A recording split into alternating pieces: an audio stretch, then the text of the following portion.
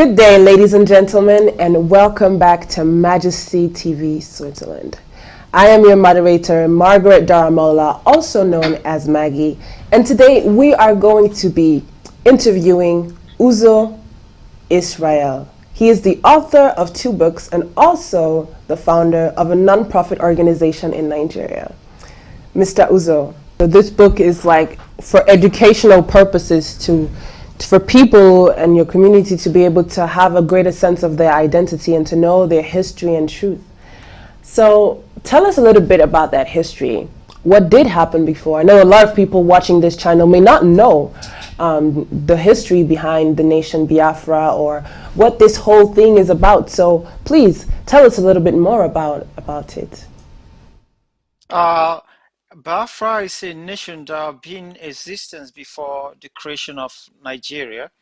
So Nigeria is say contraction. Nigeria actually is not a country. Nigeria just started existing in 1906. So the nation Biafra has been there because there's a country, because in Nigeria they put them together, but Nigeria actually got like they got like the Republic of Ariwa, the Oduduwa nation, and the Biafran. So it's just like if 3 continents and 3 countries, they forced them together during during amalgamation, when Lord Lugard and Flora Shaw had to force them together to be in one nation for their own selfish interests. So actually, they didn't put it together for the betterment of the people. They put it together to serve the British purpose. So it's a Niger Delta company. So they put it together to use it to monopolize the people there. So if you watch what's happening over there, is even till today, everything that's happening over there, the people, they don't even have the the independent, the so-called independent that people think is there, but everything about there is a shambles. So the Nigerian as an entity is being controlled by the British till this moment. So that's what I'm trying to put together to tell people the truth and what happened, for them to know the actual truth about what happened before and what is still happening, and for them to know that the only thing for you to be a human is for you to have the access to control yourself, to be able to dictate your life for yourself, not someone from Europe coming down to Africa to name you, to tell you what you are meant to be, instead of for you to discover yourself, where we are living a life of the Westerners instead of we to live our own life, and Westerners are trying to maneuver us and tell us what we are not. So that's why I put the book together, to explain everything for people to know. Thank you. Interesting. Thank you so much for sharing this. I'm sure some people may not have known that indeed Nigeria was put together the way that it is today from the European powers when they were shaping Africa and giving bits and pieces of the continent to different European powers for colonization. So another question that I have is, do you believe that by separating, so if Biafra separates, do you believe that this will solve the problem? Do you believe that it would prevent the British from having control over the nation, Biafra, over the people who inhabit this place? Yeah, actually, everybody knows that, because once you have your own will, once you can have because it's just like you're being caged, like putting you in a one room and someone from outside dictating your life for you. So but once you live out, you're free to dictate your own life, you're free to make your own laws. Then that's how you have to have a sense of belonging. So if they try to pull out and have their own law, how they make up their own law, because they have Africa got a culture, so you can't just try to bring Western culture to fix into Africa. That's why you're having problem over there. So by the time you pull out from that contraption, you have your own audience, own identity. So that's when you start to make your own law, and things are gonna be better for you as a human. Thank you. Very interesting what you bring up. We know that Nigeria has been independent since 1960, but does that mean that Nigeria is no longer ruled directly or indirectly by the British? So, Kisa, they try to portray to the world that Nigeria is independent. But if you see what's happening over there, Nigerians, they don't even have the right of their own. If you watch anything they want to do, they need to go first to ask for the British to tell them what to do. If you see all the things happening over there, if the British don't sanction it, it's not going to happen. So why are they telling us that Nigeria is independent where they can't even make the laws for themselves? So if you watch what's happening over there, everything they need to do, they need to first of all go to the British and ask them for arms and everything. They don't even have anything to call their own. They're just living like a slave. But in the wider stream, people see as if Nigeria is independent, but actually Nigeria is caged by the British. interesting. And so this book also shows that by separating from Nigeria, Biafra will be independent and Biafra will not be dependent on the British, or by separating from Nigeria, will Biafra still have to depend on the British for help and for support? Yeah, but the books actually is not only talking about Biafra, because the book actually explain everything about Nigeria, how the Nigeria came together, how the Oduduwa was forced into Nigeria, how the Arrow was forced into Nigeria. So the book tried to explain everything in details. So when the Biafra, how once all these nations are caged inside Nigeria, you see what's happening over there because you can't mix water and oil together and you expect them to be together.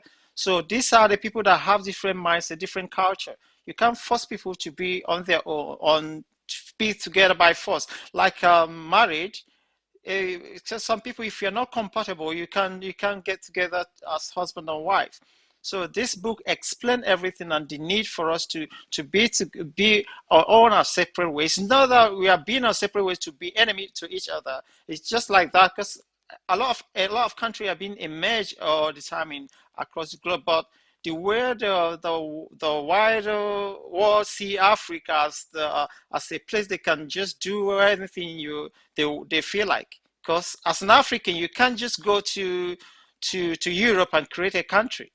But these guys, they came to Africa and they created a country and they to maneuver everything in their own interest. So the book explained everything and the need for us to be on a separate entity to create our own world and make our own laws by ourselves. Thank you. Very, very interesting. Thank you so much for sharing. Another question that I want to ask and to relate the past and to the present. What are the challenges that the nation of Biafra is currently facing today in order to gain its independence? What is the biggest problem, or what is the biggest thing that is holding them back? The biggest thing that's holding them back is the British. Because if you watch what's happening over there, because they don't want Biafra to go their separate way. But why? What is holding them? Because of the oil. It's not that they are holding Biafra, that they love Biafra to be in Nigeria. No, they're holding Biafra because of the oil in Biafra land, because Nigeria is just built together today is because of what they're getting. It's not that the British love Nigerians; they don't love them. They don't care about what's happening over there. Even if you like, people are dying every day in Nigeria, but there you see them giving the deaf ear as if nothing happened. Okay, for example, see the NSAS protest, the one that happened in Lekki. How many people died? And they just released the report that nobody died. And you saw the video, you saw the dead body all everywhere, lit out everywhere. But they said that nobody died. You see that these people, they don't love you. They don't love us as blacks, as in quote blacks, but I don't like calling ourselves black because we are not black, we are Africans. So this is what I'm telling you. This is what is holding us back. The British are the one holding us back. They don't want us to separate to Nigeria from Nigeria to create our own war because they hate a competition. Because these Biafrans are the people that the black race is gonna challenge them with technology. Thank you. Very interesting. Thank you for shedding insight It is true the British would like Nigeria to stay one in order to be able to preserve some of the resources. Another question that I have for you is, what was the ultimate goal by writing this book, and what were the challenges that you faced during the writing process and the publishing process of this book? Yeah, it was just it's so challenging to write the book. If you watch the book, I'm not the only author there. I had to involve my sister, who is a Biafran, not like a blood sister. She's in Nigeria over there. So he got there to give me a first class information from her own background and for her own poet I put over there. So the for her to go to the north to get the whole history they hid there in Kaduna, because they remove everything from the history. They don't want the Biafran people to know what's happening over there, what happened, what's still happening, because everything they try to sweep everything under the carpet. So the challenges I had is just to get the true figure of all the things that happened. But thank God my grandfather got some in right there in the States. So I got some video clips and some of the things that happened because my grandfather went through the war and we got all the history and everything in my house. So I put them together there, and the printing is another thing because after printing it, a lot of people they don't want to use the name to they don't want to hear the name Biafra because it's just like a threat to them. Because once they believe that once Biafra pull out of Nigeria, then Nigeria is gone because Nigeria is still existing because of the oil in Biafra land. So that's a lot of challenges I've got there because people are trying to cover up the truth. Even the Igbo people, when I was teaching them about the thing, talking about Biafra, they don't even want me to say anything about Biafra until they see the need of them to get their own nation when they see the death coming on their pathway. So this many more, a lot of things I passed through before I produced the book. But thank Elohim that the book is trading now. People are not because you can't bury the truth forever. Thanks. Very, very interesting. Thank you very much for sharing. So there is this negative connotation to the word Biafra, perhaps also attached to the Civil War and everything that happened. People tend indeed to stray away from something that reminds them of a traumatic past, or a war. Thank you. Now we're going to move on to your next book, entitled Everybody is Somebody. Could you tell us a little bit about this book and what this book is all about? Uh, this book is all about humanity. This book, is I captioned it like "Everybody is Somebody." That's the title. What it means that nobody is infidel. Nobody is. You don't need to judge people based on the color of their skin. You don't need to judge people based on the way they look. What makes you a human being is your heart, the way you relate to people, not the color of your skin or your background or where you come from. It doesn't matter who you are. It doesn't matter the continent you came from.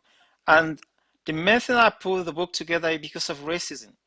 Because I happen to be uh, living in different race, like my background and what I see in this life. When I go to my mama people, I see how they feel. And when I go to my other side, I see how they feel too. So I happen to see what's happening over there, especially in America and in Western world, how they treat Africans and how they tag people black and they tag some people white. In actual sense, this book is trying to tell you that nobody is white in color. This is white. Nobody is white in color. Nobody got this color white. And nobody is black.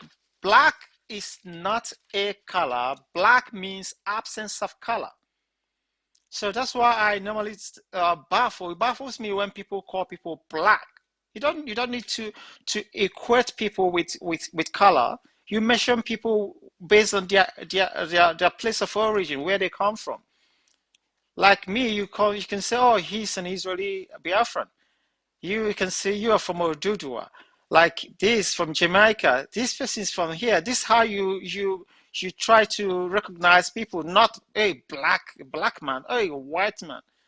White doesn't white nobody is white. White means something good, something that angelic. It's just like the way they deceive their country, Nigeria. They call them Nigeria, Niger area, and they call themselves England. England means land of angels. What's the meaning of Nigeria? What's the meaning of black? Black means evil, something that prevent light, something that you wear during morning. Anything black means devilish, and they name themselves white. So this is the thing I'm trying to tell the world, that enough is enough. We need to tell ourselves the truth. We need to live out, try to live the reality, try to tell ourselves the truth. Nobody is white, nobody is black. We are all human. We need to recognize the fact that we are created in God's image. Elohim created us in his own image, and we are not meant to tell people that they are black or white. We are all human. You have to, what makes you human being is the way you relate to people, not the color of your skin. That's what the book is all about. Interesting. Interesting. Thank you for responding to that question. Indeed, in the United States, we do still refer to black people as African Americans. And I think making the comparison by saying this person is Nigerian and this person is Jamaican is not as easy in the United States, because a lot of the people are African American or don't know exactly which country they come from in Africa, so they have to be labeled as African American in that sense, and it's not as easy as telling another person that he is Ghanaian or Nigerian or American, or I mean English, because those people know exactly where their parents came from, where their forefathers, the country that they came from. But in the United States, as a black person or an African American person, it's not as easy. If we move on to the next question that I have here, what inspired you to write about this book? You did say that you wanted to educate people on the fact that everybody is somebody and we are all human, but what exactly where did your inspiration come from, and what is your ultimate goal? My ultimate goal is, like, you see, the thing is, it's just like it's taking over our sphere of life, because we are already used to calling people black, and you call people white.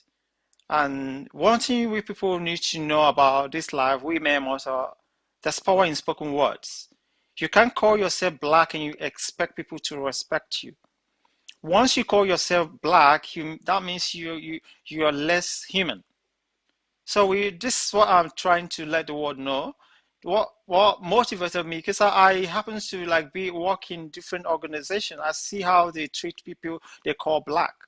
So that's why I'm trying to tell people, you don't need to call people black. It's because it's pure insult. Calling people black is calling people evil. You can just Google in your phone, ask Google what is the meaning of black. It will just show you black means evil, absence of light, something that prevent light. This is what you attack people. You attack people black. You attack people absence of light. You attack people devilish. You attack people that something that prevent development. That is what black means. So this is what I'm trying to let the world know, because there's power in spoken word. This Elohim made this word with the word of mouth. The word of mouth control this word. So once you tag yourself black, you don't expect anything good from you, because you're already down there and you expect people to respect you. But how can people respect you when you call yourself black? So that's why I'm saying, like the way you call them. When I taught them this in New York, but they were telling me, oh, it doesn't matter. What matters is who you are, the way you reason. They were just trying to argue with me. So the guy that was saying he called himself white. He said that name doesn't matter. I said, okay, you devil. He was provoked. He asked me, why am I calling you devil? Why am I calling him devil? I said, oh, I thought you said name doesn't matter. But I call you devil. Now you try to you feel offended. That means there's something in name. So I can't call you devil and you expect good things to come your way. So this is what motivated me to write, is to tell people that this is the era we stop mentioning that, trying to bring that stereotype, black, or you're white, or you are this. So people, name them. Are they African American? Fine. You're from Jamaica? Fine. You're from Europe? Fine. You're from Dudua? Fine. You're from Biafra? Fine. You're from Ariwa? You're from different countries. You name people based on their nationality, not black. You're black. Oh, that black boy. Oh, that. This is becoming so much. See what's happening in the States. Hey, once they tag you black, you're down there Yeah, for the kill. indeed. Again, naming people by nationality isn't as easy with people who were brought to the country through slavery. You have mentioned multiple times that you teach. So, are you a teacher? Are you a professor? What is your occupation outside from writing books? Okay, I used to be a lecturer. I teach statistics. I lecture statistics in Sydney here. So, but due to COVID, I joined the health sector. So currently, I'm helping them in health sector. I'm in health sector, helping the disability sector, the NDIS. That's where I work currently. Very interesting. So apart from that, reading about you, I found out that you also have an NGO in Nigeria. We'll touch more about that. We'll learn more about it. But first, we would like to watch this short video.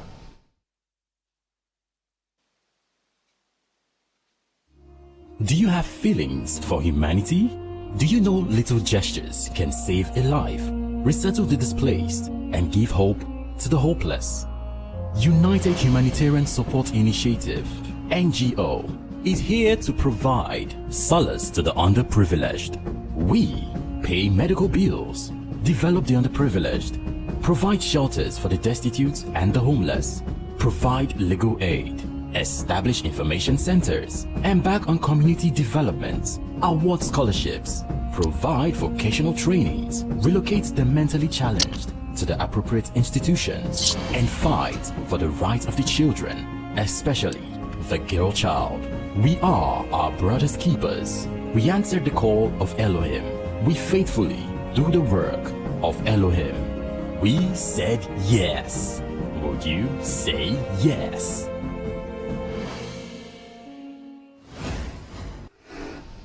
Wow, such an inspiring video. Would you tell us a little bit more about your organization in Nigeria and ultimately what it does and what inspired you to be a part of this and to start this? I happen to come from a family that love helping people, humanity. So I grew up seeing my parents helping a lot of people. So I now watch what's happening over there, especially in Africa. And I saw, because the government is not working in Africa,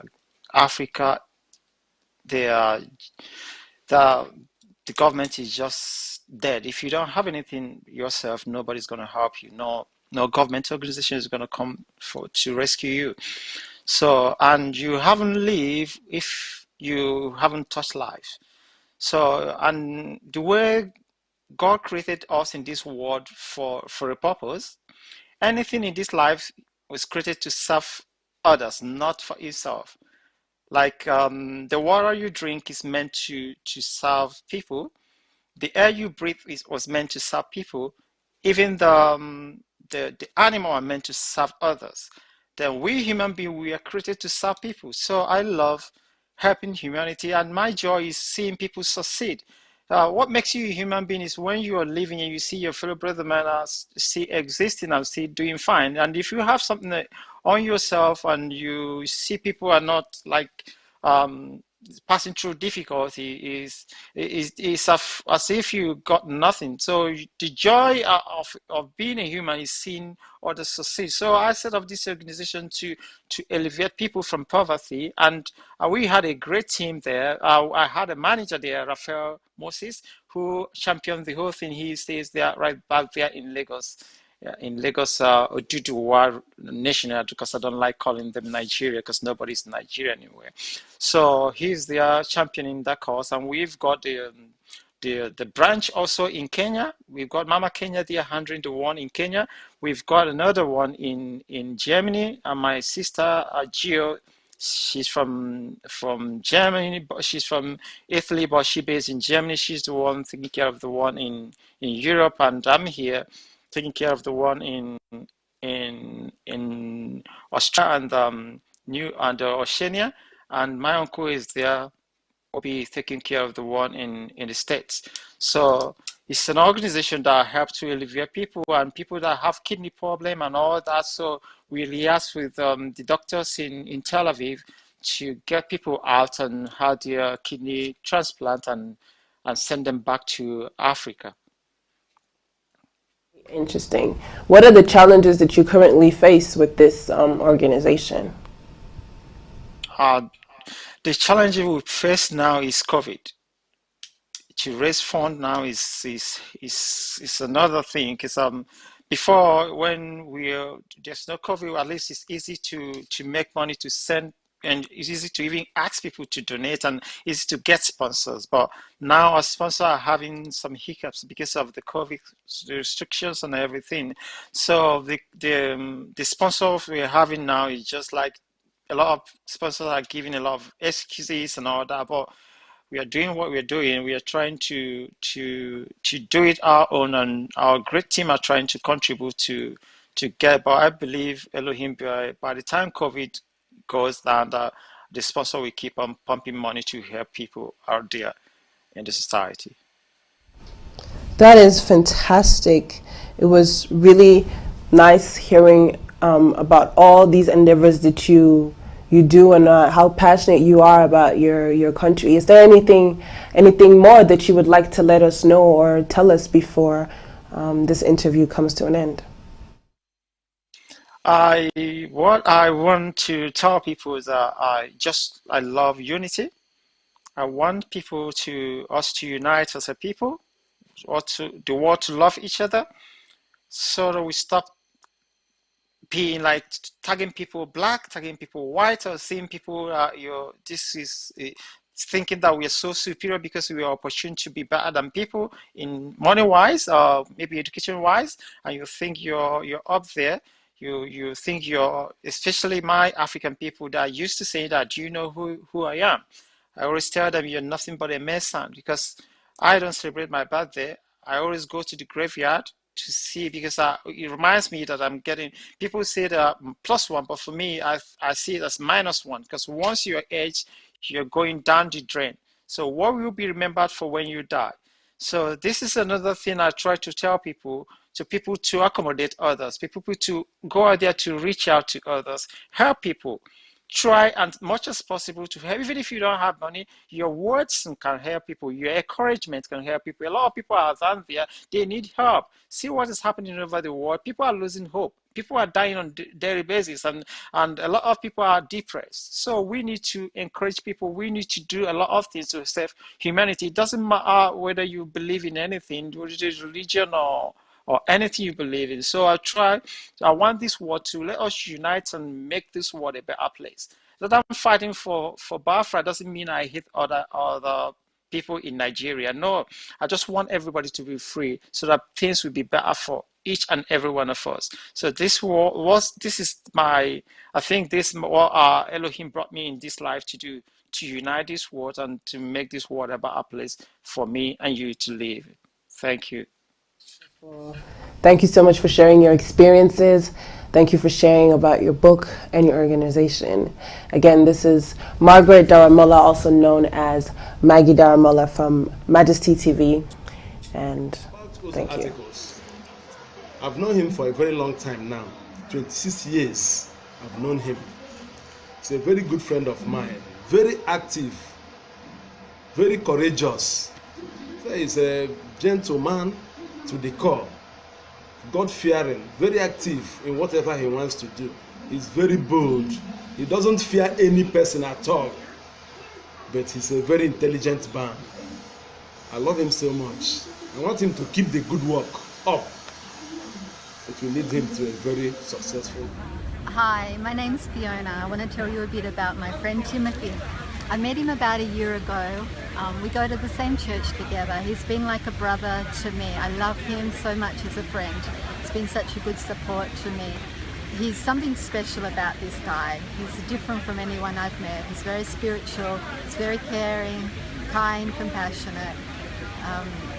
He's really in the spirit and gives good advice, and yeah, he's a really good guy. I could say so much about him, but the sun would set. I have so much good things to say about him.